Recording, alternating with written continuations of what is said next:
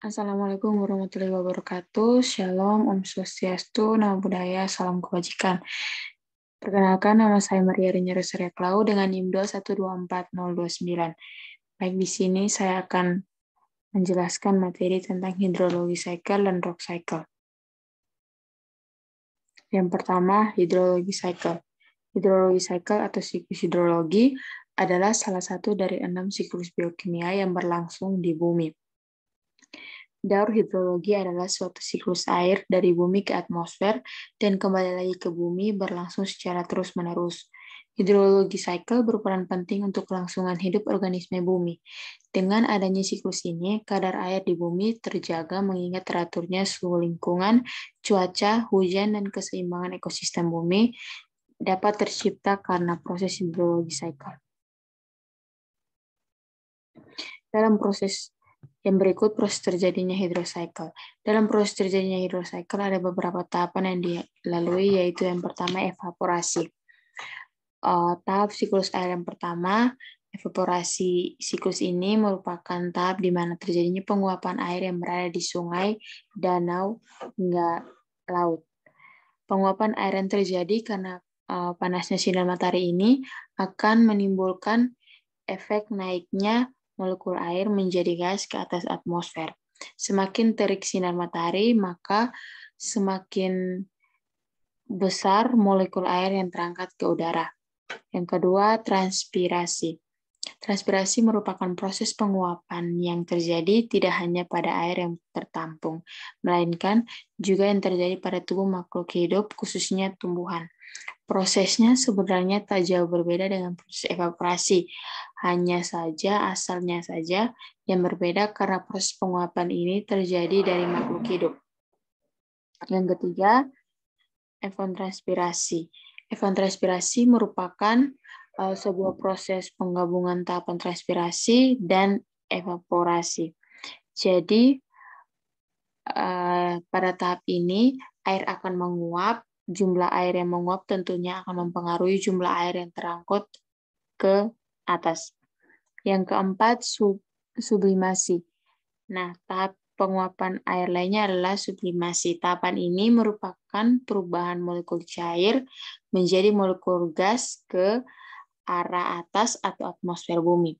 Tapi penguapan yang terjadi merupakan perubahan es yang ada di kutub utara sehingga tidak melewati proses air. Yang kelima, ada kondensasi. Tahapan ini adalah tahapan di mana air yang telah menguap akan berubah menjadi partikel es. Partikel es ini sangat kecil dan terbentuk dikarenakan suhu dingin pada ketinggian atmosfer di bagian atas bumi. Yang keenam, adveksi. Adveksi adalah tahapan siklus hidrologi yang hanya terjadi pada siklus hidrologi panjang. Pada tahapan ini terjadi perpindahan awan dari satu titik ke titik lainnya. Perpindahan ini terjadi karena adanya angin.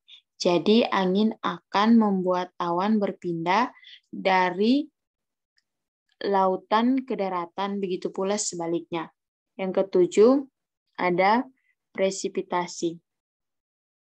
Presipitasi merupakan proses terjadinya hujan yang diakibatkan oleh beratnya uap air yang ada di awan sehingga tidak kuat lagi ditampung hingga berakhir pada timbulnya titik air, titik salju hingga titik es. Yang ke-8 ada runoff. Runoff merupakan tahapan siklus hidrologi di mana air keluar dari tanah atau permukaannya dan kembali mengalir menuju ke arah laut sebagai tujuan terakhir. Setelah itu mencapai lautan, maka akan menjadi evaporasi dan proses siklus air yang lainnya. Yang ke-9 ada infiltrasi.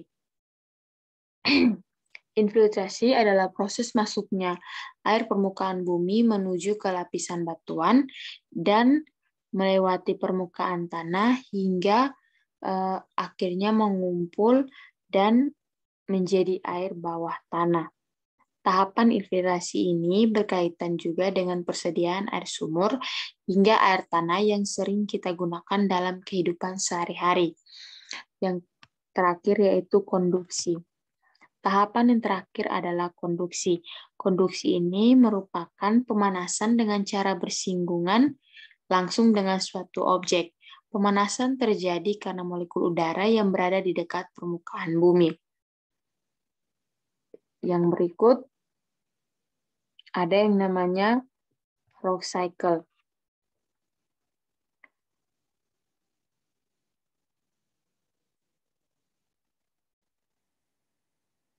Yang berikut ada rock cycle.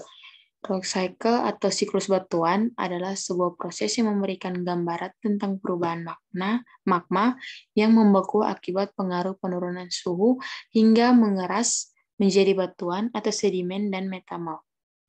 Lalu batuan tersebut akhirnya mencair akibat pengaruh kenaikan suhu dan menjadi magma kembali. Yang berikut ada proses terjadinya rock cycle. Bagaimana proses terjadinya siklus batuan atau rock cycle?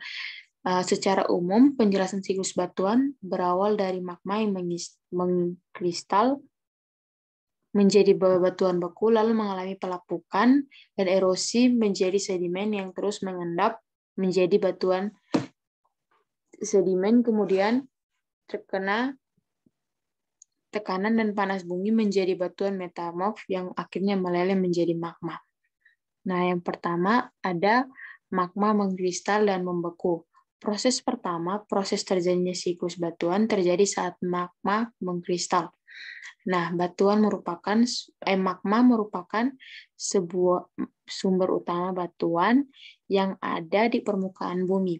Setelah itu, magma akan membeku dan mengkristal di gunung berapi atau saat mengalami erupsi.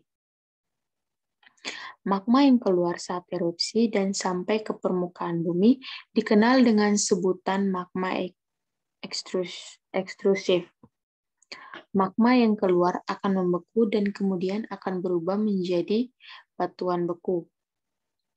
Dan yang kedua, ada batuan beku mengalami pelapukan dan erosi menjadi sedimen.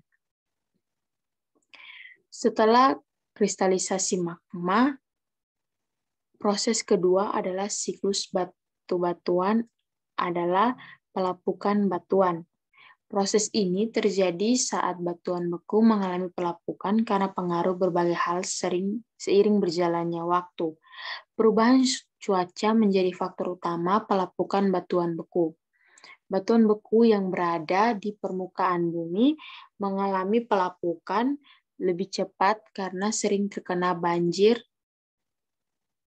hujan, angin, dan panas matahari. Sementara batuan beku yang tidak ada di permukaan bumi juga akan melapuk meski jangka waktunya lebih lama. Nah, proses siklus batuan berikutnya adalah erosi. Pengertian erosi adalah proses pengikisan padatan yang merupakan akibat dari interaksi air, udara, hujan, serta es. Pada siklus batuan, erosi terjadi setelah batuan mengalami proses pelapukan. Proses erosi dibantu oleh air yang akan menyingkirkan material hasil pelapukan ke wilayah lain. Yang ketiga, ada endapan material menjadi batuan sedimen. Berikutnya akan terjadi proses pengendapan pada batuan. Material yang terangkut air hasil pelapukan dan erosi akan berkumpul pada satu tempat secara terus-menerus. Akhirnya, material tersebut akan mengendap hingga menimbulkan tumpukan material dalam satu titik. Yang berikut, yang keempat, batuan sedimen menerima tekanan dan panas bumi menjadi batuan metamorf. Batuan sedimen awalnya akan berada di bawah permukaan bumi, namun lama-kelamaan akan mengalami proses pengangkatan, lalu akan terkubur dan bergerak semakin dalam.